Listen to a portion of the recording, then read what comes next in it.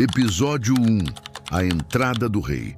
Quando a profecia desceu do céu, ninguém imaginava que o rebuliço nas ruas de Jerusalém naquele domingo escondia algo muito maior que uma celebração. A poeira levantada pelos passos de um jumentinho carregava, sem alarde, o cumprimento de uma profecia milenar. As palmas balançando ao vento não eram apenas gestos de alegria, mas um eco direto das Escrituras, gritando que o Messias estava ali, vivo, presente, humilde.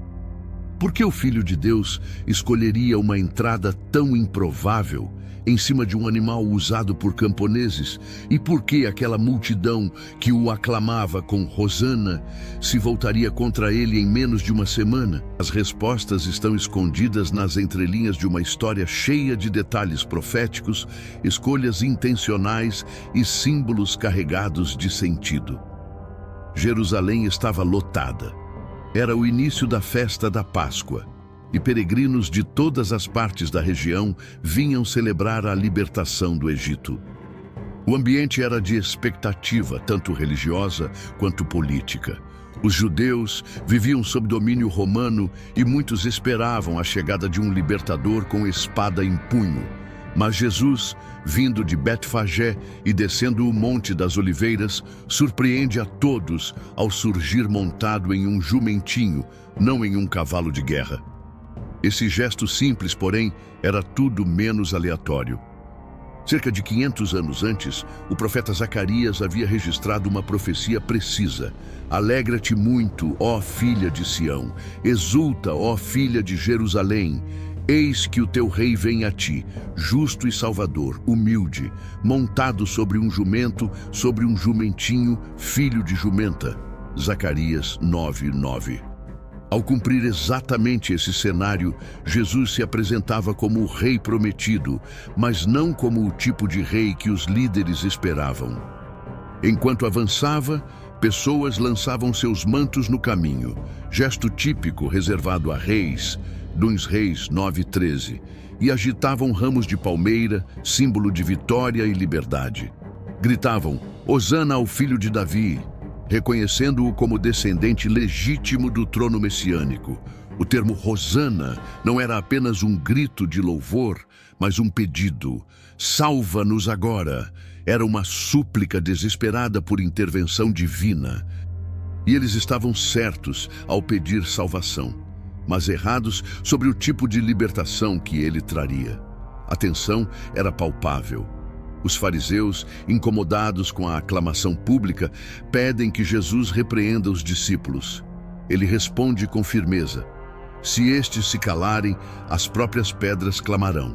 Lucas 19:40. Uma declaração que evidencia a inevitabilidade daquele momento. O tempo estava marcado e nada poderia impedir o cumprimento do plano divino. Não era apenas um evento simbólico. Era uma entrada com peso celestial. Segundo Daniel 9, havia uma contagem profética de 70 semanas, desde a ordem para reconstruir Jerusalém até a vinda do ungido. Muitos estudiosos apontam que exatamente naquele domingo se completavam os 483 anos previstos, ou seja, 69 semanas de anos, marcando com precisão profética a entrada do Messias na Cidade Santa. Esse não era um dia comum, era o dia anunciado pelos profetas. Ao se aproximar da cidade, Jesus faz algo inesperado. Ele chora. Não por medo ou angústia pessoal, mas por causa de Jerusalém. Ah, se tu soubesses, ao menos neste teu dia, o que te poderia trazer a paz. Lucas 19:42. Mas eles não entenderam. Aquela cidade que agora o recebia com palmas em breve, o rejeitaria com pregos. A alegria barulhenta das ruas contrastava com o silêncio doloroso de quem sabia o que viria. Ali começava a contagem regressiva. A cidade estava recebendo seu rei, mas não com a reverência eterna que ele merecia. Em vez disso, a recepção seria breve e a cruz inevitável. O céu já estava em movimento, mesmo que a terra ainda celebrasse. As vozes que clamavam salvação não sabiam que estavam diante do próprio autor da vida. O jumentinho que pisava o chão sagrado de Jerusalém carregava mais do que um homem. Levava sobre si o destino da humanidade. E, entre mantos e palmas, o rei marchava voluntariamente ao encontro de sua missão. A cidade de Jerusalém, cheia de vida e excitação, não sabia que naquele dia algo eterno estava sendo inaugurado. O próprio Deus, em sua soberania, escolheu entrar em Jerusalém dessa forma, como um sinal visível do seu cumprimento das promessas. Cada passo dado por Jesus, montado em um jumento, era um lembrete do amor incomparável e do plano divino que estava prestes a se revelar na cruz. Mas o que parecia ser uma celebração de vitória para muitos, escondia a verdadeira natureza da vitória de Cristo, que não seria conquistada com espadas, mas com sacrifício. Enquanto as ruas de Jerusalém se enchiam de aclamações, uma silenciosa e poderosa reflexão tomava conta do céu. O plano da redenção estava em plena execução. O Messias não era um rei terreno, mas um rei eterno, que veio não para governar com um cetro, mas para governar com o coração. Seu reino não era deste mundo, e seu trono seria uma cruz, não um palácio. Quando Jesus chega ao templo, o contraste é ainda mais pungente. Ali, ele encontra o local sagrado sendo usado para negócios, com cambistas e vendedores transformando o templo em um mercado. Com indignação, ele expulsa todos os que profanavam aquele espaço, dizendo: "A minha casa será chamada casa de oração, mas vós a transformastes em covil de ladrões." Mateus 21:13. A ação de Jesus aqui revela sua missão de purificar o que estava corrompido e restaurar o verdadeiro propósito do templo, adoração e reverência a Deus. Mas enquanto ele expulsava os que profanavam o templo, as Escrituras nos mostram que outros, os marginalizados e necessitados, eram atraídos para sua presença. Cegos, coxos e doentes vinham até ele e eram curados. A cidade estava vendo, mesmo sem entender completamente, que algo novo e divino estava prestes a acontecer. Mas a paz momentânea da cidade logo começaria a ser perturbada. A liderança religiosa de Jerusalém, percebendo o poder crescente de Jesus e temendo a perda de sua autoridade, começava a tramar contra ele. Em seus corações já se formava a decisão de rejeitá-lo. Aclamá-lo hoje era apenas uma fachada para o ódio que surgiria amanhã. Naquela noite, ao contemplar a cidade, Jesus sabia exatamente o que estava por vir. Ele conhecia o fim de sua jornada. Ele sabia que a multidão que hoje o ovacionava, em breve o entregaria ao julgamento, mas mesmo diante da rejeição iminente, ele não vacilava. Sua missão era clara e sua compaixão por Jerusalém imensurável. Como ele mesmo declarou: "Jerusalém, Jerusalém, que matas os profetas e apedrejas os que te são enviados, quantas vezes quis eu reunir os teus filhos, como a galinha reúne os seus pintinhos debaixo das asas, mas vós não quisestes." Mateus 23:37. O plano de Deus estava em movimento. Cada profecia, cada ato realizado por Jesus estava dentro do que havia sido previsto. Não havia lugar para a dúvida, pois toda a história de Israel apontava para aquele momento. E apesar das traições e da incredulidade, a obra de salvação não seria frustrada.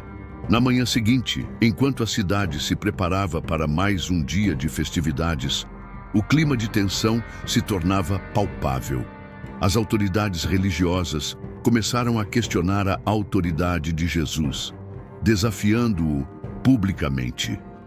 Mas ele, com sabedoria e graça, respondia com parábolas, desafiando o sistema religioso de maneira que não podiam refutar, mas também não podiam ignorar. O cerco estava se fechando, mas Jesus estava mais resoluto do que nunca. Ele sabia que a cruz estava próxima, mas a vitória já estava assegurada. A entrada triunfal de Jesus em Jerusalém foi um gesto simples, mas cheio de profundidade, carregado de significado e verdade. Ele vinha cumprir o que os profetas haviam falado e, ao mesmo tempo, ele estava convidando o povo de Jerusalém a reconhecer a verdadeira natureza de seu reino. A rejeição de muitos, porém, estava escrita nas estrelas. Eles não viam o rei que vinha em humildade e preferiam um rei que os libertasse da opressão romana, em vez de um rei que os libertasse do pecado. Assim, aquela entrada de Jesus em Jerusalém, que parecia ser apenas o início da Páscoa, foi, na verdade, o início do maior e mais profundo sacrifício que o mundo jamais conheceria. Não foi uma simples entrada triunfal. Foi a entrada de um rei que sabia exatamente o preço de sua realeza. A cruz se aproximava, mas a glória de seu sacrifício, embora ainda oculta, já começava a brilhar. E com isso, a Semana Santa se inicia. Uma jornada que, a princípio, parecia ser cheia de aclamação, mas que logo se transformaria em uma luta pelo futuro de toda a humanidade. A cruz estava próxima, mas a vitória da ressurreição já se desenhava no horizonte. E com isso, a Semana Santa continua. E o rei que entrou em Jerusalém com humildade agora se prepara para enfrentar a corrupção e a falsidade religiosa. No próximo episódio da nossa série especial, vamos acompanhar o confronto de Jesus no templo, onde ele revela sua ira contra o comércio sagrado. Moedas voando, mesas virando, religiosos sendo desafiados. Mas o que realmente motivou essa atitude? O embate contra a hipocrisia começa aqui. Fique ligado e não se esqueça de deixar seu like, compartilhar com os amigos e se inscrever no canal para não perder os próximos episódios dessa história surpreendente. Se você já se sentiu perdido tentando entender a Bíblia, não está sozinho. Muitas vezes, o caminho pode parecer confuso. Se você busca uma leitura guiada, que torna tudo mais claro e acessível, eu encontrei uma ferramenta incrível que pode transformar sua experiência com as Escrituras. Dá uma olhada na descrição do vídeo, quem sabe pode ser exatamente o que você precisa.